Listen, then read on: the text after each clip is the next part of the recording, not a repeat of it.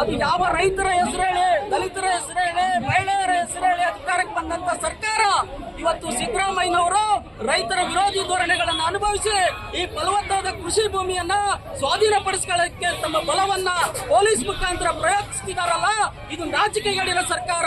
ನೀವು ನಿಮಗೇನಾದ್ರೂ ಗೌರವ, ಮಾನ, ಮರ್ಯಾದೆ ಏನಾದ್ರೂ ಇದ್ರೆ ಕೂಡಲೇ ಈ ಕೃಷಿ ಭೂಮಿಯನ್ನ ಕೈಬಿಡಿ. ಮೈಕ್ ಇದ್ರೆ ನೋಡಿ. ಸರ್ ಎಲ್ಲರೂ ಹೇಳ್ಕೊಂಡು ಹೋಗ್ಬಿಟ್ಟು ಇವಾಗ ಮೈಕಲ್ಲಿ ಮಾತಾಡಿ ಏನ್ ಪ್ರಯೋಜನ?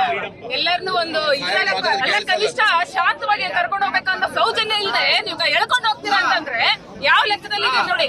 ಇವಾಗ ಬಂದ್ ಮೈಕ್ ಕೊಡಿ ಮಾತಾಡ್ತಾರೆ ಅಂತ ಸರ್ಕಾರದ ಪರವಾಗಿ ಏನ್ ಮಾತಾಡ್ತಾರೆ? ಸರ್ಕಾರದ ಪರ ಮೈಕ್ ಕೊಡಪ್ಪ ನಮ್ದು.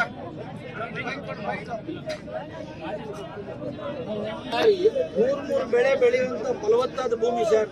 ನಾವು ದಯಮಾಡಿ ಈಗ ಅದರಲ್ಲಿ ಇನ್ನೊಂದು 80% ರೈತ ಮೇಲೆ ಇವರು ಅದನ್ನ ಭೂ ಕಬಳಿಕೆ ಮಾಡ್ತಾರೆ ಅಂತಂದ್ರೆ ಇದು ಎಲ್ಲಿ ಸರ್ ನ್ಯಾಯ ಇದೆ? 2013ರ ಭೂಸ್ವಾಧೀನ ನೋಟಿಫಿಕೇಶನ್ ಏನ್ ಹೇಳ್ತಾ ಇದೆ?